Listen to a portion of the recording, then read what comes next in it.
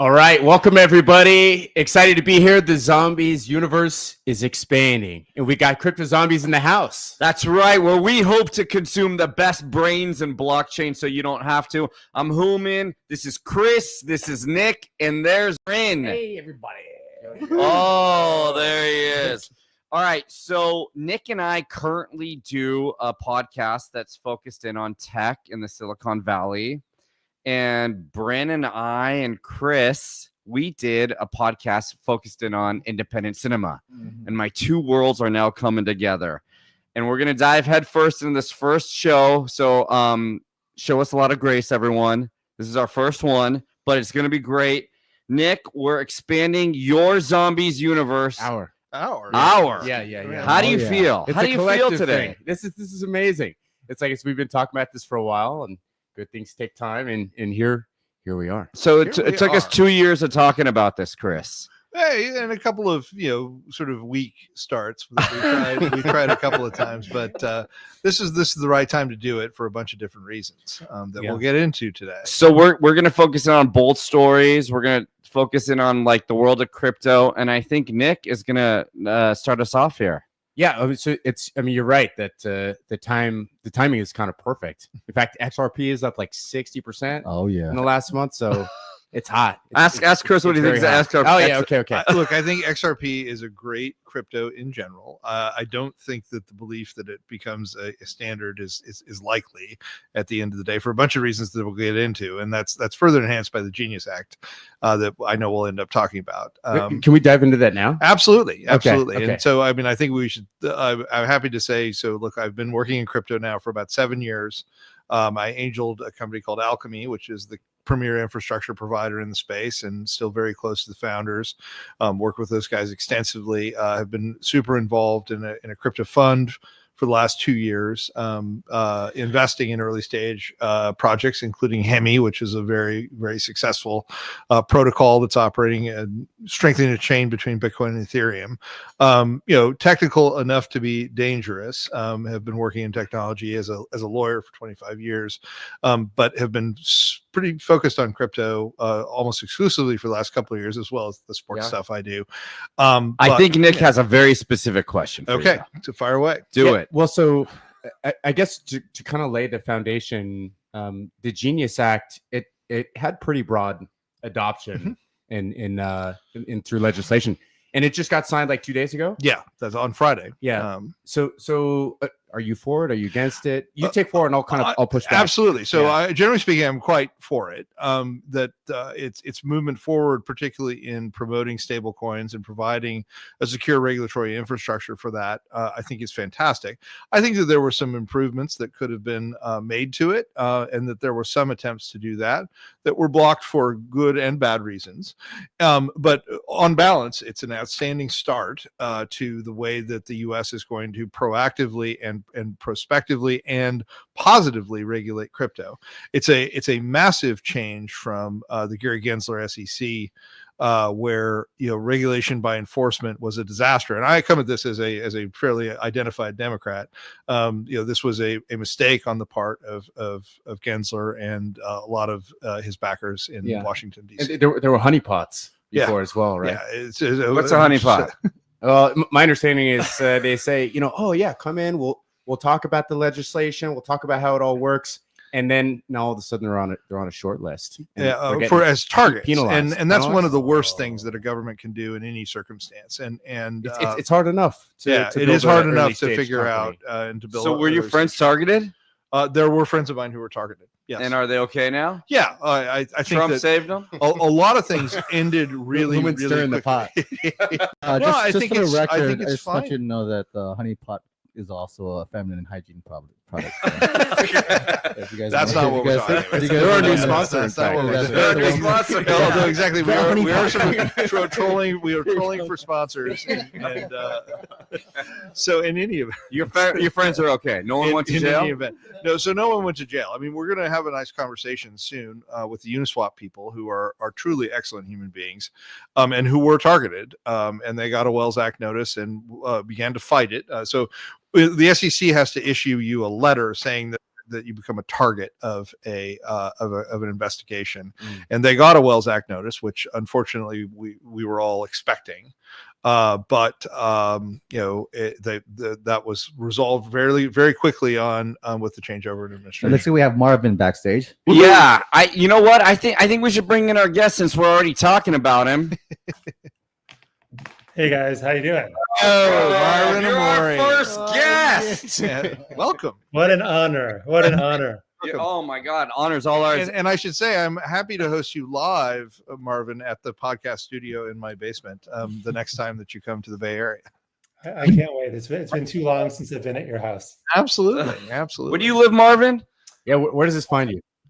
Right now, I'm in Ann Arbor, Michigan. Oh, A Go good, a good Michigander. Go Blue! Excellent Michigander, but also who spends a decent amount of time in New York and Miami. Usually in New York. Usually in New York in the Bay. Oh, all right. So someone tell us who Marvin is. Who is this guy? Look, Marvin is one of the premier lawyers in the crypto industry and in the technology industry. An expert regulatory counsel for years and years and years. And just a wonderful human being who's also been involved in some politics and an ex editor of the Harvard Journal of Law and Technology, which I always have a soft spot in my heart for. But a wonderful contributor to the advance of crypto in America, with a number of other kind of great lawyers in the space, Paul Graywall at Coinbase, and some of the folks from the Blockchain Association that Marvin had built out, Kristen Smith, a lot of good, solid people. So, and a man of the people. Yes. Fighting for net neutrality and also exactly. As I should of course mention Marvin's wonderful history with net neutrality. Yeah. Somebody ask him the Gary Gensler question. Go ahead. Somebody ask him. Oh man, that is the worst human being. Yeah. I mean, I can go on and on. Gary Gensler was. Let's hear it. What'd he do to you, bro? Well, what he did to America, what he did to the entire crypto industry, what he did to the tech industry. I mean, Gary Gensler, just, everyone thought he had this kind of political objective in mind, which was to try to become Treasury Secretary. He thought he could do that by kind of kissing up to a certain wing of the party, mainly Elizabeth Warren, who was very prominent when it came to FinReg. And the strategy was, I'll just beat up on crypto. And like the tactics of that strategy were to focus on American companies, because as he admitted in testimony, foreign companies wouldn't answer his subpoenas. To focus on companies that were actually building real tech, because meme coins were less likely to be securities. So we had a meme coin craze under him.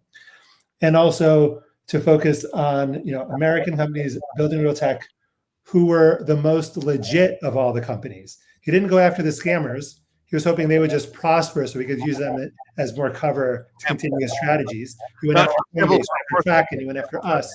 I mean, and he failed miserably. Can I get He failed miserably while lying to courts, right? Like the entire Utah office of the SEC got shut down after they lied to a court in a crypto case. He got his head handed to him in case after case, the Ripple case, Coinbase case, Binance case. I mean, he was incredibly ineffective, incredibly unethical. He was the biggest scammer in the entire crypto industry. I feel like that was a loaded question. Yeah, it is a loaded question. Hold on, Marvin, listen. All right, stop me if you want, but I can keep going. This guy was terrible. I'm stopping you because I want to hear the flip side to Gary from your colleague, Lindsay. Yeah. She's here. Lindsay, welcome. Hello. Thank you. Alice? Is that your house? No, I'm on the hill. But yes, thank you for having me. Oh my God, sorry. So, did you hear your boy talking about Gary Gensler? I was telling them about the dark I ages. did. You can tell them about the era of light and beauty we have right now. Yeah, no, so obviously we had the first ever crypto law in the US signed into law last Friday, which was an amazing step forward.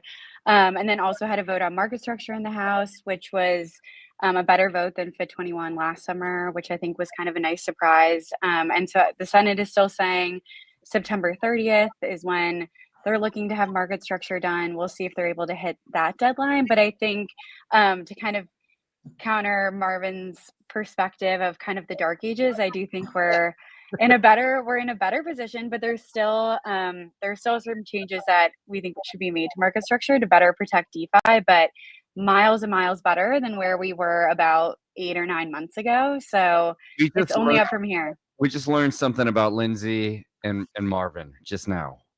Lindsay is very politically correct. Oh my gosh. Marvin put Marvin back on. Somebody get Marvin on the phone. Yeah. Well, Lindsay is pretty much running the policy operation at Uniswap. I'm just like an advisor, I'm like when presidents leave the office and can say whatever they want now. That's kind of me. So I'll make sure Lindsay keeps me in check. Nice, very nice. Well, Nick, do you want to take us back to the Genius Act? Because I know this is something that you and Chris were just debating. We were talking about, and that Lindsay will be an expert on as well. For sure. Yeah. I guess I'm curious And Marvin, how you guys are thinking about this. If stable coins, we can think of them as a bridge between traditional finance and crypto. Does that also mean that it's trackable? Which potentially has some negative repercussions. How could the cookie crumble in that capacity? The trackability issue is one that obviously you have to watch for in blockchain, but it means that all of the false allegations about it being primarily used by criminals and scammers, it's too traceable for that. There are things to be debated about, Tornado Cash and other things that are mixers that create an incredible difficulty in Can you double click on that for audience? So Tornado Cash is a protocol which generally should be protected as free speech, written of code that enabled the mixing, especially of Bitcoin transactions and some Ethereum transactions. And so as part of enforcement action, which we should be doing enforcement of anti-money laundering laws and terrorist financing laws, and we should be getting very smart about how to do that in crypto environments. But this made it particularly difficult. I think that there are two reasonable sides to be debated about what you do with that. Hold on. Should we ask your colleagues? Do you agree with anything this guy just said? I agree with most of it. The particulars of the Tornado Cash case are what he said essentially, right? Because everything is on chain, some people might want privacy in their transactions, and so something like Tornado Cash is an on-chain way to get privacy. So let's say Vitalik Buterin gives the example of him donating money to like the Ukrainian cause and how that he wanted to do in a private way. So there are lots of reasons why you might want financial privacy. And at the moment there is a litigation, prosecution actually, when it comes to Tornado Cash. And it seems to be going rather well for Tornado Cash versus the DOJ. And so, how do you draw the line between what's technology and what's financial regulation and what's money laundering and what's just a technology that's a general technology that might be used by both sides? That's kind of a hard argument. When the people like those of us who've gone to law school remember, that like if a car is used as a getaway vehicle in a bank, you don't ban the car, right? But if you invented a car that can only go 99 miles an hour above the speed limit, then like maybe that car might be off. So the question of like, is it neutral technology that's used lawfully and unlawfully, right? That could include Bitcoin, that could include the internet, that could include Facebook, right? So that's kind of the question we're dealing with, and it's going through the courts right now. And I think Tornado Cash will end up winning in the end.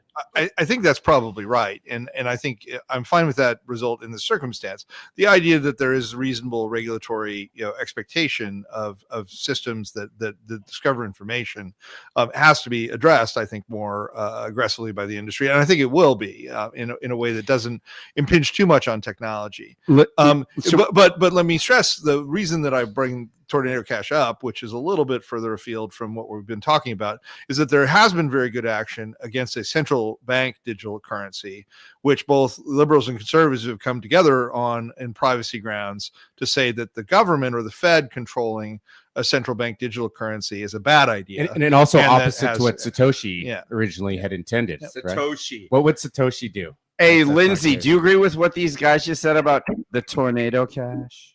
Yeah, no, totally. And I think like the anti-CBDC piece is important, especially as we saw what happened last week. I'm sure people were tuned into the House Freedom Caucus. Tell us what happened. That was a complicated saga. Just kind of give us the drama without judgment. Okay, the drama without judgment, no judgment ever. So essentially last week, crypto week in the House, we had three crypto votes. So we had the Genius Act, so the stablecoin bill, the Clarity Act, and then a standalone anti-CBDC bill.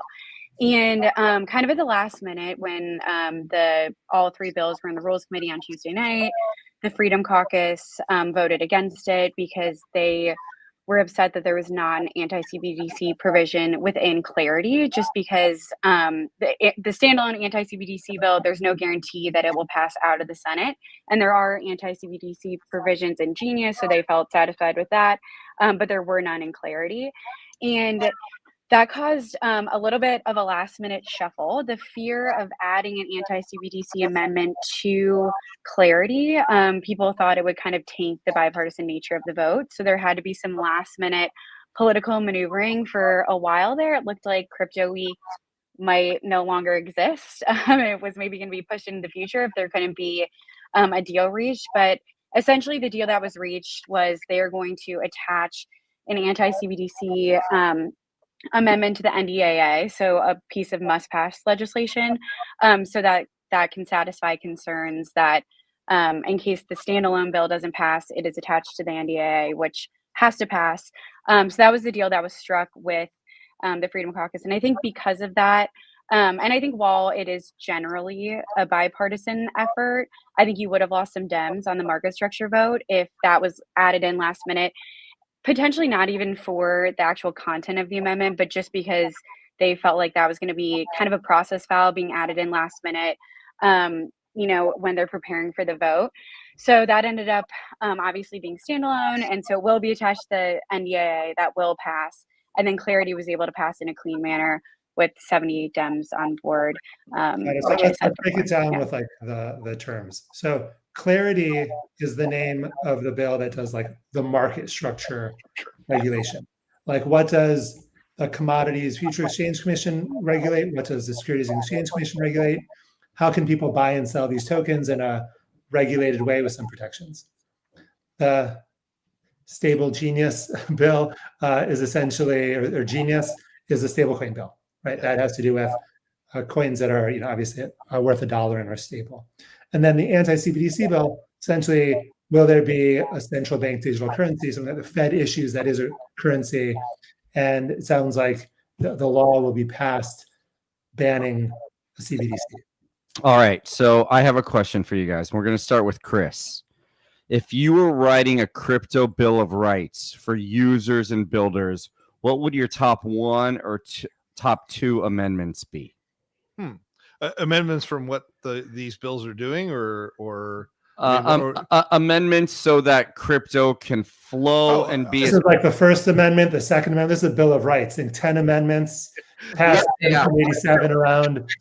Between the three of you, and maybe Nick, if you want to add two more. No, I think that the fundamental right to engage in peer-to-peer transactions using agreed upon, either stable or non or fungible, and that's not the case right now. It's not enshrined as a right, but it is now protected in a way that it wasn't before. Okay. What about the two? Unless you got one, Nick. No, I'm all listening right. here. All right. Go ahead, Marvin, Lindsay. I'll go first. So I'll take the low hanging fruit, Lindsay, and then you can build on that. One, the right to self custody. I think it's really important for people to be able to custody their own assets. This is something you didn't really have in banking. You couldn't hold your electronic assets. You could like hold paper bills in your wallet, but not that many, right? You can hold gold, but like the idea that you can have your assets electronically held and you're the one who holds them, not some bank. The paper bills in your wallet are Federal Reserve notes. They're exchangeable for another dollar now, but it used to be gold, right? Yeah. Self-custody wasn't really possible with traditional monetary systems, but it is with electronic money systems. Yeah, and you've seen around the world, there have been moments, I think in Lebanon, where people were holding up a bank to get their own money out, or if you remember the end of It's a Wonderful Life, right? Where like, there's not enough money for everyone and we need to be a show of force. So like being able to custody your own assets, know that they're there, know that they're safe, not have to rely on a bank. One, two, the ability, as you said, peer-to-peer, right? The ability to move funds to one another without paying wire fees and massive credit card fees, right? To have that kind of competition in transferring funds, I think that's also really important. And I guess amendment number 3 related to all of that is the right to DeFi, right? The right to decentralized finance, which is essentially online, on-chain, often immutable, permissionless protocols that allow you to custody your assets, to exchange with one another, to engage in new lending, new kinds of exchange. I think those are all really important amendments. And I would obviously think that coming from Uniswap, which really kind of leans on self-custody, DeFi, and simple transfers. Lindsay, that was great, Marvin. Yeah, no, that covered a lot of it. I think one thing I would add is developer protections. I think a really good example of this that has been incorporated into some recent drafts of market structure is the Blockchain Regulatory Certainty Act. But basically, I think in any sort of crypto bill of rights, there needs to be some sort of exemption or recognition that blockchain developers who do not control user assets, they should not ever be classified as money transmitters or financial institutions. And I just think more broadly, there needs to be a recognition that DeFi is different than CeFi and serves more as neutral technology that allows people to access these protocols, that it can expand access to kind of critical financial services. So I think enshrining that recognition of kind of neutral infrastructure versus what's actually, serving as a financial institution or moving or executing transfers on behalf of users. So I think kind of ensuring that those differences are in law would be critical.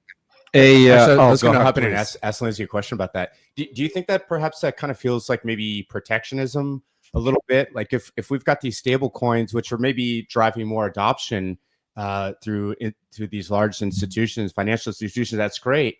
But it feels antithetical to the whole distributed finance power to the people play. Like I get the fact that we got to, protect ourselves against the de-dollarization, which obviously the BRICS are championing. But doesn't it kind of make sense to, to have an alternate mechanism as opposed to just having like a one-on-one representation in the treasury to be able to back these stable coins up? Like, what would that look like? I'm curious. Yeah, and I'll let Marvin hop in here too. But I mean, I think more generally, I think like the interests for DeFi are stronger in a market structure bill than stablecoin bill. But I think more generally, the industry views it as a way, if we want to like recognize the full potential of any sort of like decentralized platform, decentralized protocol, I think increased institutional adoption across the board does help. And I think enshrining laws that make institutional actors feel more safe to build and also make developers feel more safe to build in the United States in the long term, in my opinion, it helps the industry. It helps crypto expand, and it helps like DeFi and others reach like the full potential of what the technology can do in the future. I don't know, Marvin, if you have any specific thoughts. Are you saying that because it's such a powerful lobby with traditional finance? Is that what you mean? Well, I think the question that's being asked, if I'm not wrong, is have we permitted decentralized stablecoins, right? Things like DAI or so now I think it's called Sky, right? Things that are not backed just by treasuries, things that are backed by a range of different assets. And right, and an algorithmic balancing of those assets. And I've been less involved in the bill, and we're not a stablecoin issuer. I was always a big fan of experiments like DAI, and DAI always maintained its peg very effectively. There were things, unfortunately, like Terra Luna was like an algorithmic stablecoin with nothing at all backing it other than kind of a sister coin. And so, I would have liked to see it. I would like to see things like the original DAI being permissible and available. But this is still a big step forward to have like a blessing for stablecoins that are backed by treasuries. The progress is more important. I want to talk about treasuries in a sec because I know Chris. Can I do like my Fifth Amendment? My Fifth Amendment, it's kind of like the amendments in the Constitution after the Civil War saying that Confederate generals can't be part of the government. Anyone who worked for Gary Gensler not allowed to have power again. He's out. That's simple. That entire group, all of them, all of their allies, Gary. they have proven themselves an enemy to the state and to the little people. It's kind of like Lena Khan, but on the Right. yeah. Hey, Brent, ask Marvin and Lindsay about this coin that you like.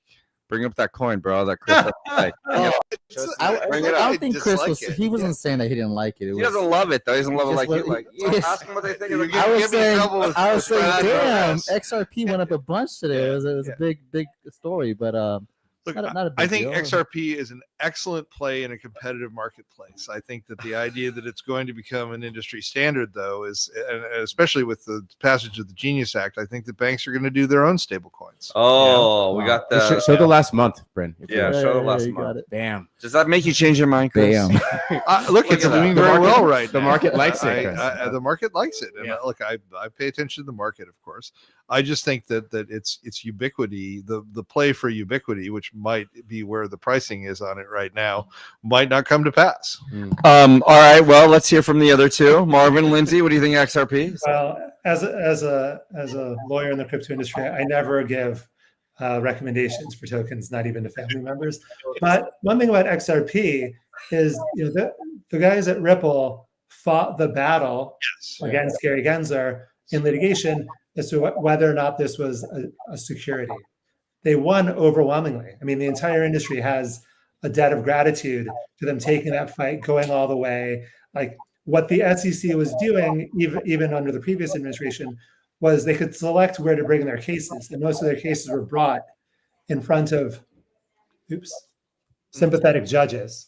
Did I lose you guys? No, No, you're we're here. We really want to focus in on you there. Oh, great. Yeah, focus on. Most of the cases were brought in like sympathetic courts. Like imagine they could they could choose where to sue people.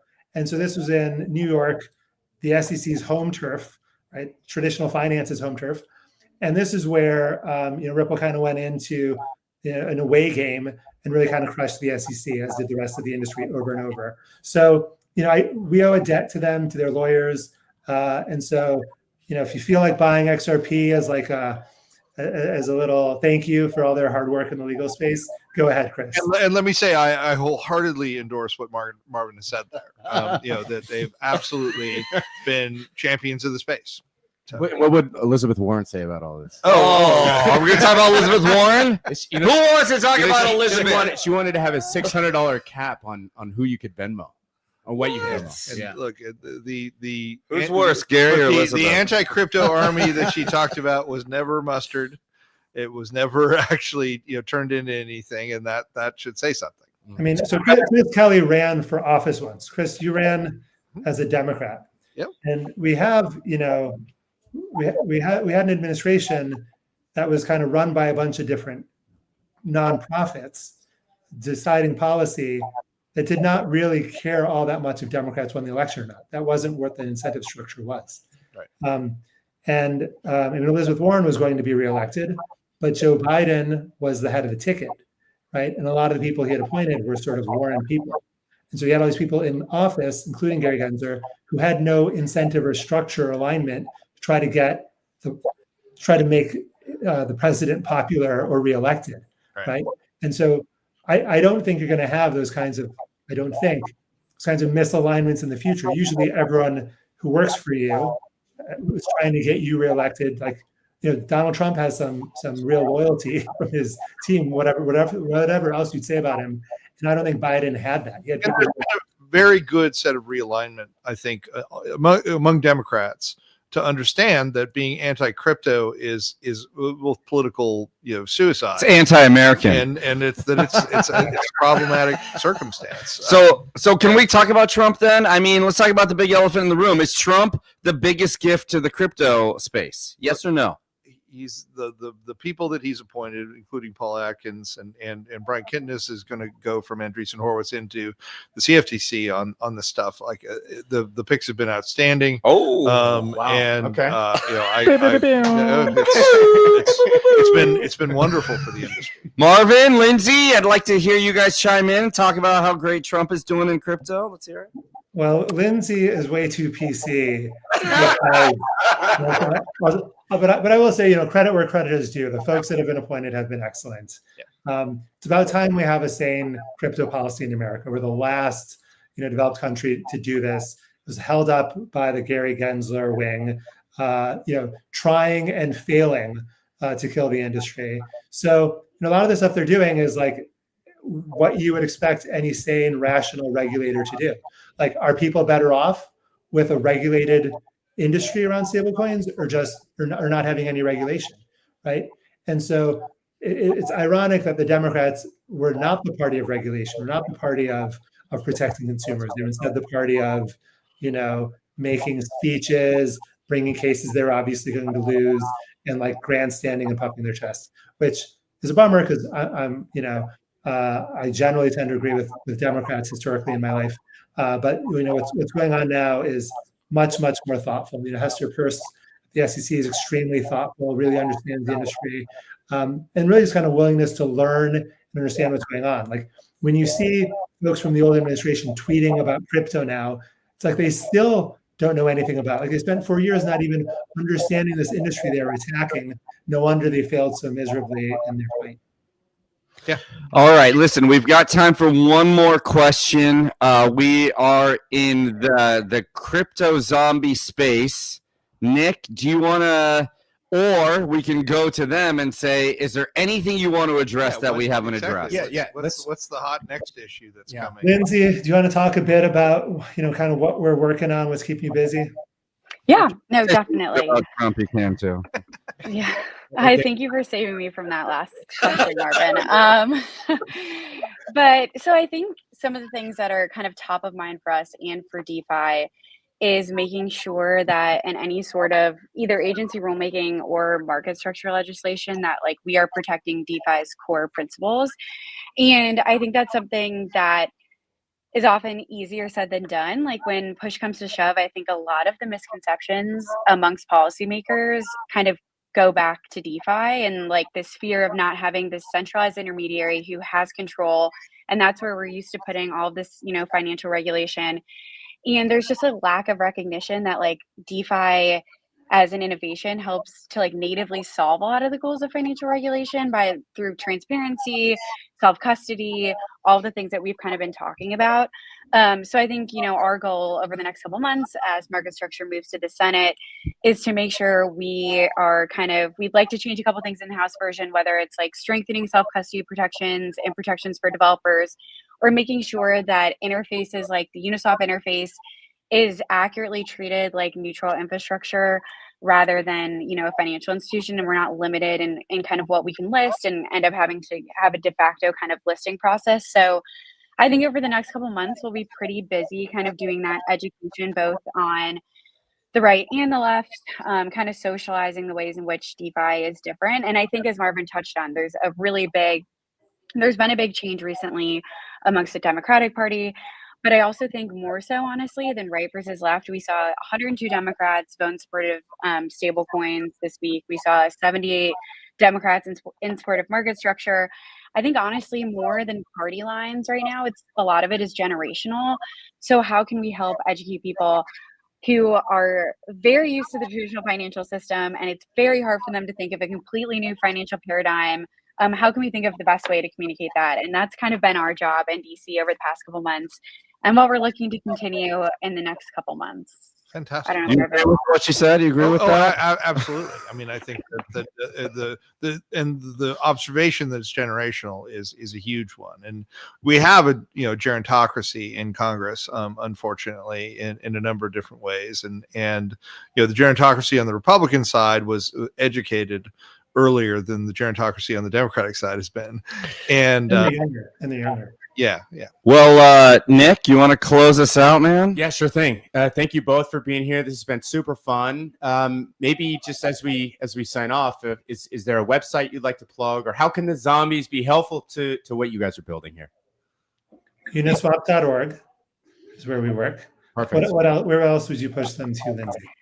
I would say the DeFi Education Fund has really good resources on how to get involved in helping to push for DeFi priorities, and also for like any developers, they do like monthly calls to help kind of share concerns and talk about policy. So they have a great weekly newsletter that I will plug as well. I think it's just DeFiEducationFund.org. Okay.